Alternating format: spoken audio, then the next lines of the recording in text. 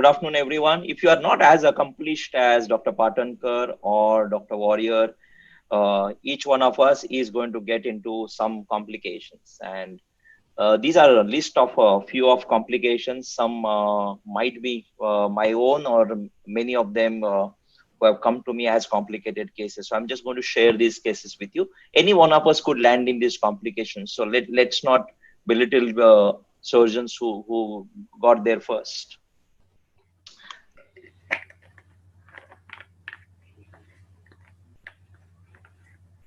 Okay, so very unusual for a distal radius fracture after surgery to present like this. Think of common things first. Don't think a volar plate fixation will not give rise to an infection. This was a post-operative infection, one of the high-profile patients again. Uh, the volar looked very clean, though, so the primary surgeon kept thinking that this can't be a implant-related infection, and then got an MRI done. When the MRI actually showed a medullary canal full of infective material and pouring out dorsally, that's when the infection was proven to be because of the related to the fracture. This was the before the drainage. This was the condition, and you can see the struggle that may have happened at the time of the surgery. You can see multiple holes, and that could be an indicator of the soft tissue status and eventually contamination and infection. This patient needed an implant removal. Fortunately, by the time she was referred, the fracture had already started healing. The cloaca was cleaned and filled with the calcium sulfur granules with antibiotic. Uh, and she did well. So pearl number one, accept that there can be a complication. Identify and treat early rather than postponing it till the end. And preferably try and use titanium implants so that you can, if MRI is required, you can get it done. It's very useful to give implant certificates to the patient mentioning the make of the implant and the manufacturer so that we know the MR compatibility. Second case, many years ago, I saw this patient. This is clearly an unclassified kind of a fracture, really. You can't put it in any kind of classification. The surgeon who treated this patient first, you put this, these were the plates, the locking plates had just come new in the market that time. Obviously, this didn't look like it was going anywhere, and it did not. The plate came off, then the plate was removed, an external fixator was put. The gap was filled with cancellous bone graft, as you can see, and like in many other situations, an external fixator is used as an escape route. It clearly did not work, and eventually the external fixator became loose, and this was the condition that the patient came in. So remember, a good implant cannot compensate for a wrong indication. This was clearly not a great indication for this type of plating. A bone gap in the diaphyseal region cannot be filled by a cancellous bone. Cancellous bone is for contained cavities. Spanning the joint with a stable implant perhaps would have yielded a better outcome. What I mean by spanning the implant, if you have a comminuted fracture like this, and if you just give a gentle traction to it and allow the soft tissues to stretch out, and then place an implant under the muscles, spanning from second metacarpal across the wrist onto the radius. Depending on the direction of the comminution and opening, you could either slide the plate from distal to proximal or proximal to distal. With this, you could get a good function. As much as 78% of mobility of the unaffected side can be obtained by a span plating. So instead of a comminuted fracture, trying to achieve something which was impossible, knowing the limitations of the implants that you have, understanding the fracture personality, and then choosing the correct method would still give a very good result. The story did not end there. This came as a playlist, atrophic bone ends. Fortunately, there was no infection. However, there was a lot of avascular and sclerotic bone. This is the stage that I got in. I debrided this thoroughly and put a large chunk of iliac crest bone graft and put a plate dorsally. And I thought this would go on to heal well. It did, but it did not go on to heal without much hiccups. And over a period of time, as the months passed, the plate kept on bending. And fortunately, the bone won the race. The bone healed before the implant could break. And he continues to enjoy good movement, refuses any further correction. And he continues to visit for some other patients, and he's doing very, very well at the moment. To learn from this, I should have perhaps used a much stronger and a larger plate for his arthrodesis. A vascularized fibula graft, which would give biology as well as support and would give faster healing, would have been a better choice. And I should have had a better splinting rather than just a below elbow splint. Perhaps it needed a good above elbow long arm splint until the union happened, so I would have prevented the deformity. A very simple looking fracture fixed with a very good plate, but somehow the surgeon was not confident of what he did at the ulnar radial styloid. And a K wire additionally has been put. Remember, this plate has 2 rows of screws. If you are not confident of the fixation of this particular screw, you can always put a second row screw, but the surgeons chose to put a K wire. Now, there's nothing wrong in putting K wires. Again, this again shows the perhaps a lot of struggle that has gone through while operating. This is the percutaneous wire. If we are not hesitant putting an incision which is twice or 3 times the length of the plate to put the plate, but we don't want to place a 1 centimeter incision to put a K wire. The way Dr. Patankar showed, that's how every percutaneous K wire has to be put. So this patient had tremendous pain on the ulnar styloid. And when I explored it, the superficial branch of the radial nerve was impaled by the K wire.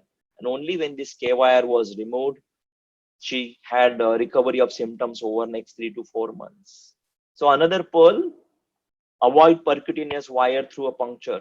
And you must utilize your implant well. Your implant will provide for a lot of things which you leave unutilized.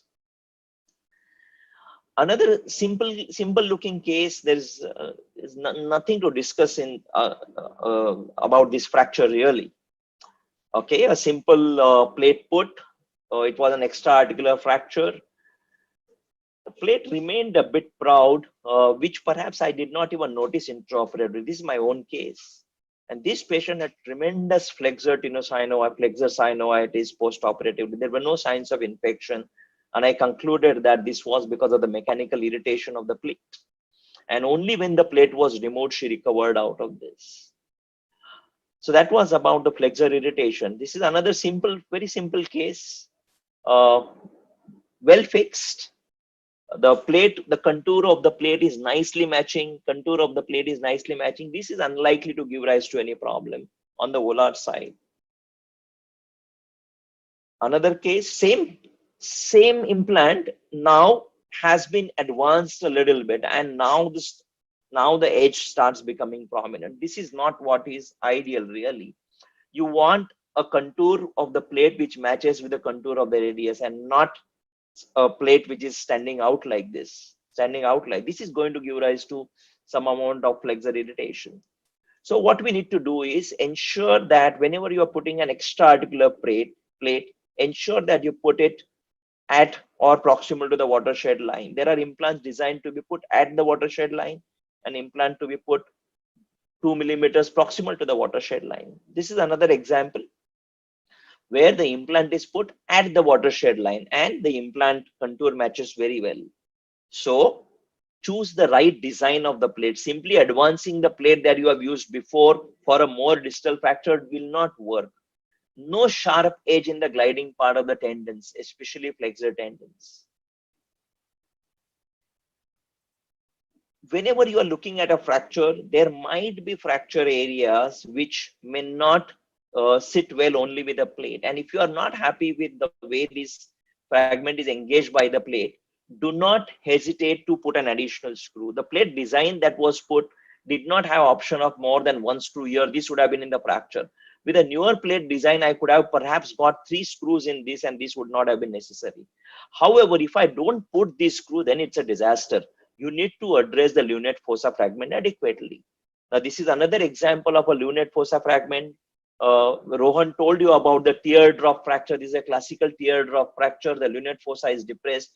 If this lunate fossa is not fixed, this will continue to have subluxation postoperatively. So, despite an extra articular plate being used, I knew that this plate is not engaging this fragment very well. I have gone ahead and put an extra screw distal to the plate. This is a screw distal to the plate only to fix that fragment. And when you don't do it, this is what you get, a postoperative subluxation. This fragment completely escaped the fixation. And in such cases, I had to redo the fixation. I advanced the plate to include that lunate fragment, and it is useful to neutralize this with an external fixator for a period of 3 weeks till healing happens. If you do not want to land up in this situation, just like Dr. Warrior showed, very, very distal fracture, it may not be amenable to a conventional plate fixation. So this is what can be done. A plate fixation, there are no screws in the distal fragment, doesn't mean that there is no fixation. There is fixation by virtue of the ligaments. So this rim of the bone with its attached ligaments, there are ethibond sutures that are placed. Ethibond sutures are threaded to the plate. The plate is seated. The threads are tied over. That will give a buttress, and the plate obviously is put in a buttress mode. And this gives a very stable fixation with an excellent end result for the patient. Another patient, comminuted fracture, a completely wrong choice of implant, even worse, perhaps an improper application of the implant. Even with this implant, if this was fixed well, the ulnar fragment was fixed well, this would have still gone on to do well.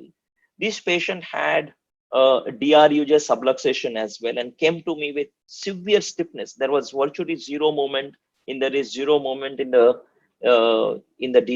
distal radioulnar joint. This patient underwent a revision fixation of the open repair of the TFCC, and also underwent arthroscopic wrist arthrolysis, and eventually went on to heal well and gain excellent range of movement. So pearls, a lot of pearls. Lunate fossa fragment may need fixation outside the plate. Ensure that you engage the lunate fossa fragment either through sutures or by at least 2 screws. Yeah. And always address the DRUJ if it is unstable. Whichever way, you could treat it either by a above elbow cast with a DRUJ wire, fixation of ulnar styloid fragment, repair of the TFCC, whichever way, but the DRUJ needs to be addressed. A very poor quality X-ray. This is sent by the patient himself, because these are the X-rays which are sent for insurance purposes. So I did not have access to the original copy. This was fixed by a surgeon, and just like the volar piece, now there is a dorsal piece which has been completely missed. Very unhappy patient, very severe restriction and pain of the pain. This was a CT scan. This is the dorsal fragment which was completely missed. Okay, and intraoperatively, you can see this line represents the cut at the area at which the actual cut has been taken. This is where that gap that you're talking about. So this entire fragment had completely missed the fixation. So we went on to do a dorsal fixation for this patient. We did not touch anything from the volar side except perhaps removal of a screw which was preventing reduction. And this patient went on to do very well. This is the video sent by the patient. And she is doing all kinds of things with the wrist. She plays harmonium. She was very happy to get back to the movements that she had. So another pearl, intermediate column and volar dorsal fragments. In intermediate column, the volar and dorsal fragments may be separate. So whenever you are going volar, ensure that the plate is engaging the volar fragment, and ensure that the dorsal fragment is not completely left unreduced. These are articular pieces to which ligaments are attached, and therefore, just like any other articular piece, it requires anatomic reduction and stable fixation. This is the case which I showed before as well. Yeah, it's a simple looking fracture. And I showed this for the contour of the plate. Problem that this patient had was he was extremely uh, active post operatively, and one day came with an rupture of the EPL. This was the screw which was offending. So a screw which is projecting on the dorsum will not spare the extensor tendons. Far more problems are with the extensor tendon than with the volar tendon, than with the flexor tendons in distal radius plate fixation. So this led to extensor tendon irritation. Not only this screw, as Dr. Warrior said, even this screw. So this is a genuine problem, and you need to not hesitate, remove this screw and change. This was another patient. Another patient which had an extensive extensor tendon rupture because of the plate, and this was one single offending screw which caused all the rupture, and all extensor tendons were ruptured. Went on to we had to do an extensive reconstruction for her. This is a palmaris longus graft, and we breached the graft, and she went on to have a very reasonable function. So this is what she had, and this is what she got at the end of reconstruction. So it's not the patients whom you can blame all the tendon problems on. We are commonly responsible for them. So another pearl, extensor tendon attrition is more common with volar plates than with dorsal plates. It's the central screws in the distal row of that volar plate which are the culprit. So how to avoid it? I always measure the screw lengths that I am putting. I drill bicortical, measure the screw lengths, and always put 2 millimeters shorter screws than the measurement. If that means not a very good hold on the dorsal fragment, I would add a plaster for 2 weeks. So to summarize, keep infection in mind always. It's a common complication of any prolonged surgery. Know the limitations of the implant, know the limitations of the fractures that the fractures will place on your skills. Percute wires aren't always safe. Please place a small incision, get the nerves out of the way. A prominent plate will lead to flexion attrition. If not tear, it will lead to tremendous stiffness because of synovitis. Choose the implant, correct implant design. Your dorsally projecting screws will cause serious damage. So there is no room of error there at all. Not acceptable at all. Your volar lunate fragment may need fixation outside the plate. Even after you have put an expensive plate, you may have to put a small little screw to get a better fixation. And do not hesitate to go dorsal after you have done a prolonged surgery on the volar side. If you are not happy with the reduction of the dorsal fragment, please go dorsally, put a small plate, wire, whichever way you want to get the dorsal reduction. Thank you very much. Enjoy the necklace of pearls.